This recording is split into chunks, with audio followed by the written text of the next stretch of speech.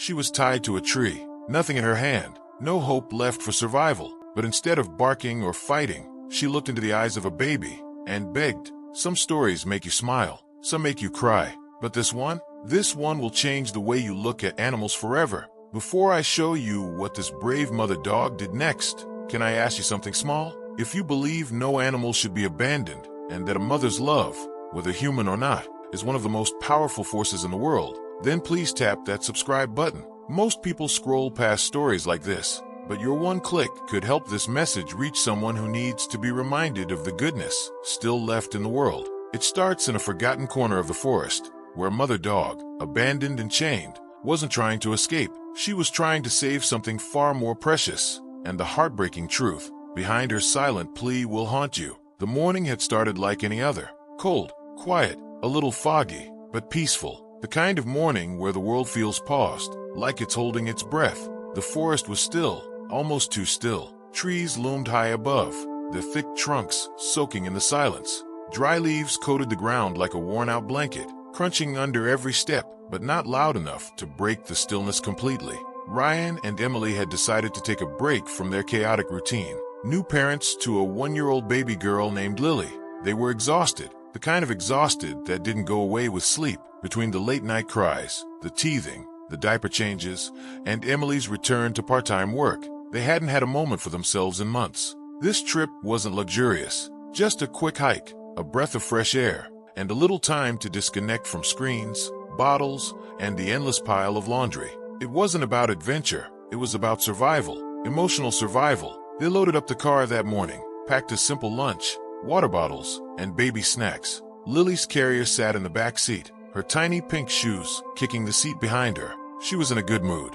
For once, the forest trail they chose was just outside town. Not too crowded, not too remote. A safe enough spot for first-time hiking parents to test their luck. Emily strapped Lily to her chest in the baby carrier. Ryan handled the small backpack with snacks and a light blanket. They were laughing as they walked, a little awkward but relieved to finally be doing something normal together. Everything felt okay, but about 45 minutes into the hike, things changed. Lily began to fuss. Emily paused and bounced her gently. "It's okay, sweetheart. Sure, we're almost there." But Lily didn't stop. Her tiny fists waved in the air, her soft whimpers growing into louder cries. Ryan looked around. "Should we turn back?" Emily shook her head. "Let's just get off the trail. Maybe she's overstimulated." They walked a little further, away from the main path. Not too far, just into the thicker part of the woods, where fewer hikers ventured. There was no rush, no agenda. Just calm her down and enjoy a little peace before heading back. But then they heard something. At first, it was easy to ignore. The forest makes a lot of strange sounds, branches creaking, leaves rustling. It could have been anything. Then it came again, a faint noise, almost like a whimper. Not quite a bark, not quite a howl, just soft, mournful, sad. Ryan turned his head. "Did you hear that?" Emily adjusted Lily. "Yeah, that wasn't a bird, was it?" They both stood still, listening. Another sound, this time, slightly louder. It was definitely a whimper. Emily's eyes narrowed. "It sounds like an animal." Curiosity got the better of them. They veered off the trail further, stepping over fallen branches, brushing aside shrubs. Lily's cries had softened, distracted by the rustling leaves and the sudden tension her parents were carrying. The sound grew louder as they moved in, then quieter, then louder again, almost like whatever it was didn't want to be found. Then they saw something strange ahead, a shape, low to the ground, still. At first, Ryan thought it was a log. Then it moved, and that's when everything changed. A dog, tied to a tree. Emily gasped. "Oh my God." They moved closer, cautiously. The dog wasn't barking, wasn't growling. She was lying down, her body curled tightly, ribs sticking out like sharp lines under thinning fur. Her eyes met theirs, and then, something odd happened. She didn't react the way most stray dogs would. She didn't cower. She didn't try to escape. She didn't even flinch. She looked pleading. Not at them. Not really. Her gaze drifted toward Lily, and she whimpered again. Emily's voice trembled. "She's tied. Ryan, she's tied." They moved in carefully. The rope wasn't some loose string. It was thick, knotted, dug deep into the fur of her neck. Whoever had left her here made sure she couldn't run. Ryan crouched down, slowly reaching into his bag. "Let me see if she'll eat something." He unwrapped a granola bar and held it out. The dog didn't move, didn't sniff, didn't flinch. Her eyes never left Lily. Emily lowered herself gently. She's not eating. Why isn't she eating? That's when the dog did something strange. Something that stopped Emily's breath in her throat. She turned her head, not toward the food, but toward the base of the tree. Then, slowly, she started pawing at the leaves. It wasn't aggressive. It wasn't desperate. It was careful, purposeful, like she was showing them something. Emily moved closer, brushing aside the leaves where the dog had been scratching. And then she saw it. A lump, a bundle, wrapped in something dirty, maybe an old shirt or torn fabric. Emily's hand trembled as she pulled the cloth open. Inside was a tiny, motionless puppy. No, not just one, two, eyes closed, so small, they didn't even twitch when touched. Their tiny bodies pressed together for warmth. They were newborns, barely alive, and in that moment, everything made sense. This dog, the starving, filthy, half-dead dog, had been begging, not for food, not for water. She was begging for her babies to be saved. Ryan's voice broke. She buried them, to keep them warm. Emily nodded, tears already falling. She wasn't trying to run. She wasn't trying to eat. She wanted us to help them. The mother dog whimpered again, barely able to lift her head. Emily looked down. Her chest ached. Her arms tightened around Lily. She realized something. This wasn't just survival. This was motherhood. And this dog, against all odds, against starvation, abandonment, and isolation, had done what no one would expect. She protected her puppies, even when she had nothing left. Emily gently placed the pups in her scarf, wrapping them tightly to keep them warm. She didn't even think twice. Her motherly instincts had kicked in. Lily shifted in the carrier against her chest, and for a moment, just a moment, it felt like the two mothers were connected in some silent, powerful way. One human, one canine, both mothers, both trying to keep their babies safe. Ryan gently moved to examine the knot around the mother dog's neck. Whoever did this, they tied her like they wanted her to die out here. Emily wiped her eyes, voice shaking, but they didn't kill her, because they didn't know what she was. Ryan looked at her. She's not just a dog, Emily said softly. She's a fighter. As Ryan pulled out his pocket knife and began cutting the rope, the dog didn't resist. She winced slightly, but stayed still. There was trust in her eyes, or maybe hope. It was hard to tell. The rope fell. The dog didn't move. She couldn't. Her legs trembled when she tried to stand, but she collapsed back down, breathing heavy, her body too weak to carry the weight of her own bones. Ryan stood up, tense. We can't leave her. We need to carry her. He handed Emily the backpack and gently scooped the dog into his arms. She was lighter than she should have been. Bone and skin, nothing more. Emily adjusted Lily in her carrier and held the wrapped puppies close to her chest. Their warmth was fading, fast. They needed help, and they needed it now. The hike back felt 10 times longer. The trail, once scenic and peaceful, now looked like an obstacle course. Roots threatened to trip them. Fallen branches blocked the way. Emily's breathing grew shallow. Lily was quiet now, watching the puppies in her mother's arms. She reached out once, fingers brushing their fur. Even at 1 year old, she seemed to understand something wasn't right. They reached the car. Ryan gently laid the dog down in the back seat, wrapping her in the light blanket they had brought. Emily slid in beside her, still holding the two pups. She was crying again, silently this time. Ryan fumbled for his phone. Nearest vet, he muttered. Please, God, please. The GPS showed a small animal clinic about 35 minutes away. On a good day, Ryan hit the gas. They didn't talk much during the drive. Emily held the pups against her heart, whispering softly to them, telling them to hold on, to stay awake. That help was coming, that it wasn't over yet. The mother dog lay still. Her eyes occasionally fluttered open, checking on her babies. Her body was failing, but her spirit, it hadn't given up yet. Not while her puppies were still alive. They arrived at the vet clinic just before noon. Ryan ran inside. Within seconds, 2 vet techs came rushing out with a stretcher. Another nurse took the pups from Emily's arms, wrapping them in towels and rushing them inside. Is she breathing? The tech asked. Barely, Emily said. She hasn't moved since we got in the car. She's in shock, the vet said after a quick glance. We need to get her fluids now. Bring her in. Doors swung open. Everything moved in a blur. Machines beeped. IVs were started. The puppies were placed into a tiny incubator with a heating pad. A vet moved swiftly between rooms, checking vitals, giving orders, and then silence. Emily and Ryan sat in the waiting room, Lily asleep on Emily's chest now. No one said anything. What could they say? 10 minutes passed, then 20, 30. Finally, the vet walked out, pulling off her gloves. She's not out of danger yet, she said, voice calm but serious. but she's strong. One of the strongest I've seen in years. She was close to death, but I think she knew you were coming. Ryan stood up. And the pups? The vet smiled slightly.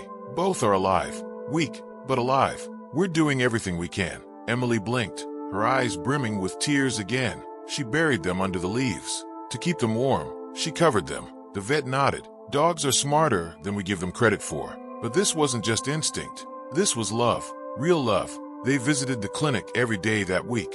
The staff began calling the dog Grace. It fit. Grace didn't bark. She didn't move much the first few days. But every time Lily entered the room, her eyes followed her. Always. The staff noticed it too. She doesn't do that with anyone else, the receptionist said. Only your baby. Emily smiled. She was the one Grace begged. Lily would reach out from her stroller, trying to touch the glass of Grace's kennel. And Grace, weak but aware, would move, just slightly, toward the glass. As if checking, as if remembering. The bond was real. Grace had trusted Lily before she trusted anyone else, and no one could explain it. One afternoon, a vet tech came out holding an old collar. We scanned her. Ryan and Emily looked up. She had a microchip, outdated, barely working, but it linked to a farm on the outskirts of town. Emily frowned. A farm? Yeah. Police went to check it out, said the place had been abandoned for months. No one living there. Just empty fields, a collapsed barn. Might have been a backyard breeder, judging by the setup, not the clean kind. Ryan looked angry. So they left her behind? Tied her to a tree in the forest? Looks like it. Emily clenched her fists, and they left her to die, with her puppies. The tech nodded, but she didn't. That night, Grace wagged her tail for the first time. Not when someone gave her food, not when the vet cleaned her wounds, but when Emily walked in, holding Lily. She didn't wag it hard, just once, but that was enough. The vet noticed it too. That's the first time she's shown that kind of response. Emily stepped closer to the kennel, Lily cradled in her arms. Grace rose slowly from the soft blanket she'd been lying on. Her legs were shaky, her ribs still visible, but her eyes were clearer, a little brighter. She stepped to the front of the glass and sat, not barking, not whining, just watching. Lily reached toward her, her tiny fingers pressed against the glass. Grace leaned in and touched her nose to the same spot. Emily could barely hold it together. That single moment, silent and simple, said everything. It said thank you. It said I remember you. It said you saved us. It had only been a few days, but Grace was healing. Not just physically. Her trust was returning. Slowly, cautiously, but it was happening. Ryan stood beside his wife, watching the dog watch their daughter. He whispered, "She's not just recovering. She's remembering." Every day, Grace got stronger. The staff made sure she had high-protein food, gentle physical therapy, and medication for the infections she was fighting. The puppies were also doing better. Their eyes had opened. They started making little noises. One was more energetic than the other, always wriggling out of the blanket. The other was quieter, but clung to the warmth of its sibling. Emily named them Hope and Charlie. The staff didn't ask for permission.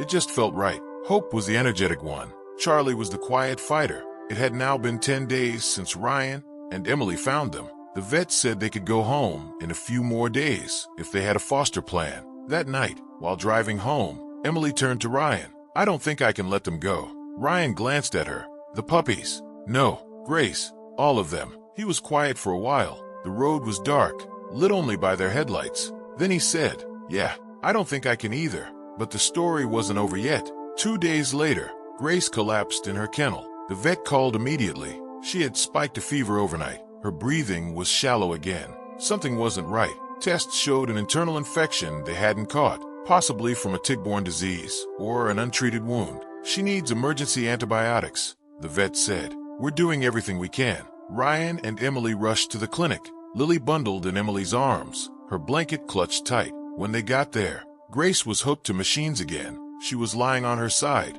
barely lifting her head. The pups had been placed near her kennel, hoping their presence would encourage her. It helped. A little. Grace lifted her head when they whimpered. Her eyes opened. She saw Lily, and even though her tail didn't wag this time, her eyes locked onto the baby once again, as if saying, "I remember. I know." The vet approached Ryan quietly. "If she makes it through the next 24 hours, she has a good chance." It was a long night. Emily sat by the kennel for hours, whispering stories to Grace through the glass, telling her about Lily's first steps, her favorite songs, how they'd saved some space on the couch for her at home. She told her everything, because she didn't know if she'd get the chance to tell her again. By morning, something changed. Grace was still alive. Not better, not fully recovered, but alive, and breathing easier. The antibiotics were working. The vet smiled as she checked her vitals. She's responding. That's a very good sign. Emily cried again, not from fear this time, but from relief. Grace would live, and not just because of medical treatment, because she never stopped fighting. She had survived starvation, abandonment, childbirth without help, parasites, infection, and yet her will to live hadn't died. And the only reason she even held on long enough to be found was because of one small thing. Hope. The hope that someone would come. The hope that someone would see her. The hope that someone would care enough to save her babies. And by some miracle, that someone had been a baby herself. A week later, Grace came home. So did the puppies. Ryan and Emily cleared out a space in their living room, set up soft bedding, toys, puppy pads, and bowls. They weren't just fostering anymore.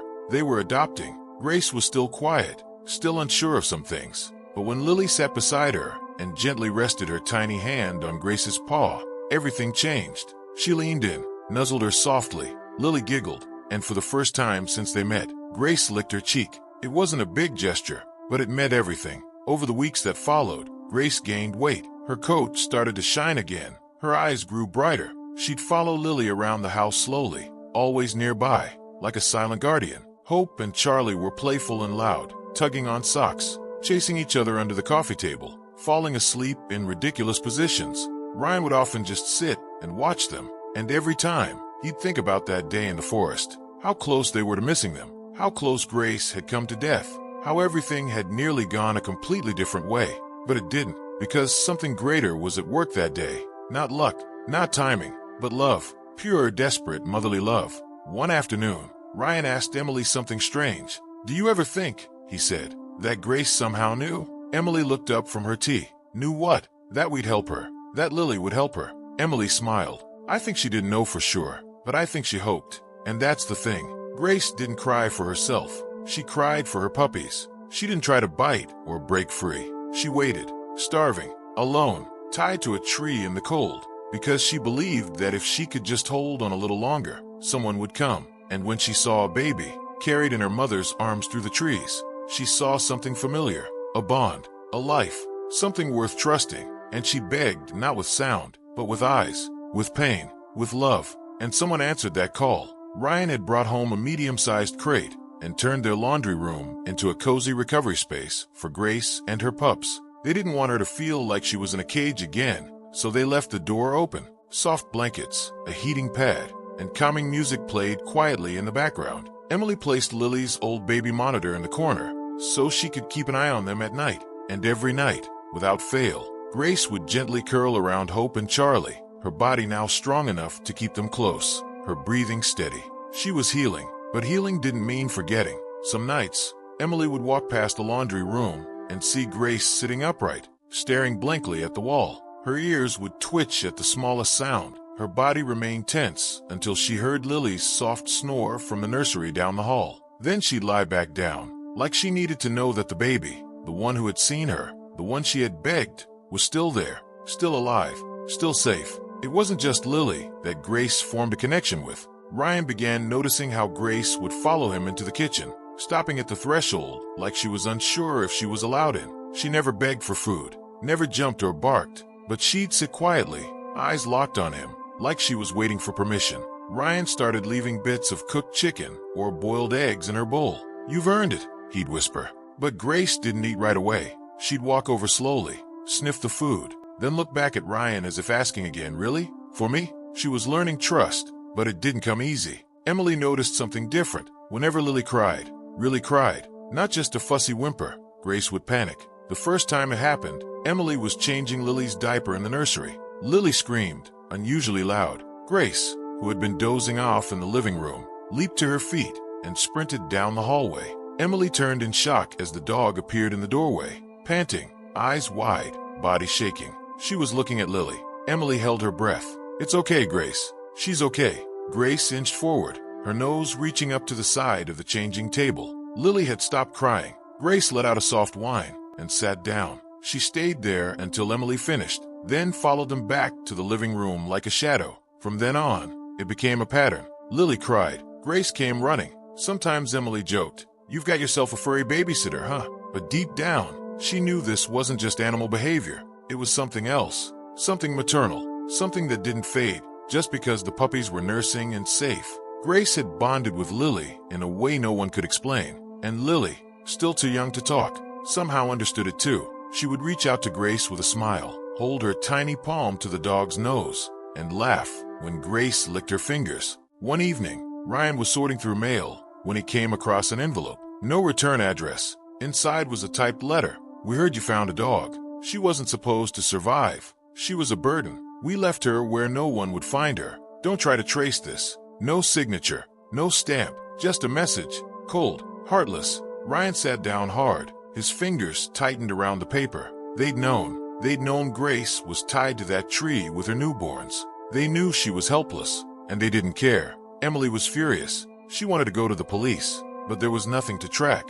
No address, no fingerprints, no evidence. It could have been anyone. The vet had already told them about the farm, where Grace was likely used for breeding. It had been abandoned. No official record of dogs being kept there. No license, just more forgotten animals. Grace was one of the lucky ones. Time passed. 1 month turned into 2. The pups grew fast. Hope, the bold one, began climbing onto the couch, using a tiny ramp Ryan built. Charlie, more reserved, liked curling up beside Grace's paws and watching the world. Lily had learned how to crawl by now, and her favorite game? Crawling toward Grace, clumsily hugging her neck and babbling nonsense. Grace never moved, never flinched. She'd let the baby wrap her arms around her like she knew exactly who this child was. The one who saved her, the one she chose. Then came the storm. A sudden spring thunderstorm rolled in one night. Unexpected, loud, and violent. Rain hammered the windows.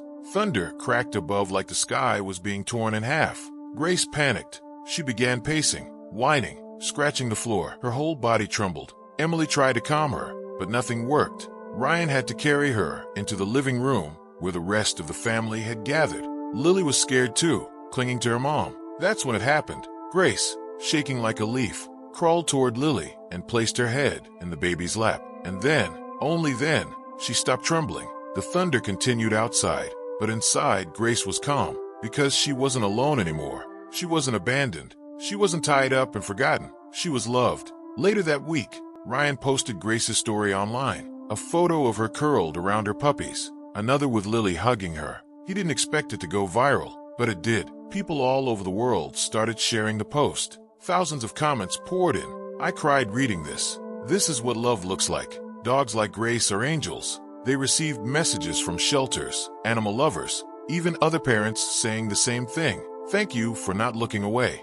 One day, a stranger knocked on their door. An older woman, mid-60s, gentle eyes. She introduced herself as Clara. I read about your dog, she said, holding up the printed article. I think she might be connected to something I've been trying to stop for years. She was a retired vet tech who had once worked near the area where Grace was found. She believed Grace had been used by an illegal backyard breeder she had reported in the past, but authorities hadn't acted in time. This isn't the first dog they dumped, she said, but it might be the last. If we can prove where she came from, maybe we can shut it down for good. She wanted to help. Ryan and Emily agreed. Grace had already survived so much. Maybe now, her story could help others. That's when Emily realized something. Grace hadn't just begged that day in the forest. She'd spoken for every animal that's ever been tossed aside, forgotten, abused. She was a voice for the voiceless, and the only reason anyone ever heard her was because one small baby looked back into her eyes and saw her. The day of the hearing arrived. It had been nearly 4 months since Grace had been rescued. For months since she'd been tied to that tree, her body frail, her pups buried under leaves, and her eyes fixed on a baby girl like she was her last hope. Now, she was about to face the ghosts of her past, but not alone. The local police, thanks to Clara's help and Ryan's viral post, had traced the microchip data and gathered enough circumstantial evidence to build a case. It wasn't perfect. The illegal breeder had vanished before arrest, but authorities had found crates, chains, medical waste, and more evidence at the site. With help from animal welfare agencies, they were going to court to push for formal charges and a permanent closure of the land for breeding purposes. Ryan and Emily had been asked to testify. So had Clara, but they weren't the only ones making an appearance. Grace was there too, not because she had to be, but because she deserved to be. The courtroom wasn't packed. Just a few reporters, a handful of officials, some curious members of the public, and a small support dog waiting area off to the side. That's where Grace sat, wearing a vest that read Survivor, Evidence, Hero. Emily held Lily in her arms. She had dressed her in a soft yellow dress, with little paw prints on it, a tribute, subtle but sweet. Ryan gave his testimony first. He described the moment they found Grace, the way she hadn't barked, the way she didn't want food, how she had looked straight at their baby and begged, not for herself, but for her puppies. The courtroom was quiet. Then Clara stepped up. She shared her years of trying to stop the illegal breeder operation, how she'd recognized the signs, how Grace was the face of dozens, maybe hundreds, of dogs that never got a second chance. The judge listened carefully. Finally, it was Emily's turn. She held Lily as she stood, and with a voice shaking but steady, she spoke. She didn't have a voice, so she used her eyes. She didn't cry for help. She just waited, tied up, alone, still feeding her pups, still covering them with leaves so they wouldn't die in the cold. And when she saw my daughter, when she saw Lily, she begged her to save them. She paused. Grace didn't give up, even when no one came for her. And when we did, she didn't ask for anything. She just showed us where her babies were, what they needed, who she really was. Emily took a breath and looked at the judge. I'm not here asking for justice for us. I'm here because Grace can't ask for herself. She's a mother, she's a survivor, and someone left her to die. The courtroom remained completely still. Then the judge asked something unexpected. May I see the dog? Ryan gently walked Grace to the front of the courtroom. She didn't hesitate. She stood tall, stronger than she'd ever been. No more ribs showing, her eyes full of life, her coat shiny, her body scarred, yes, but not broken. She stood before the judge and looked up at him. And for a moment, no one said anything. It was just a dog and a man with the power to make change. Grace took a small step forward and sat. Then she lifted her paw and placed it down gently, like a silent plea, a quiet reminder. She wasn't just a stray. She was a mother who had fought for her babies. She was evidence of cruelty, yes, but more than that, she was proof of hope. The judge leaned back and simply said, case accepted, investigation expanded, and if that dog doesn't have a forever home yet, she does now.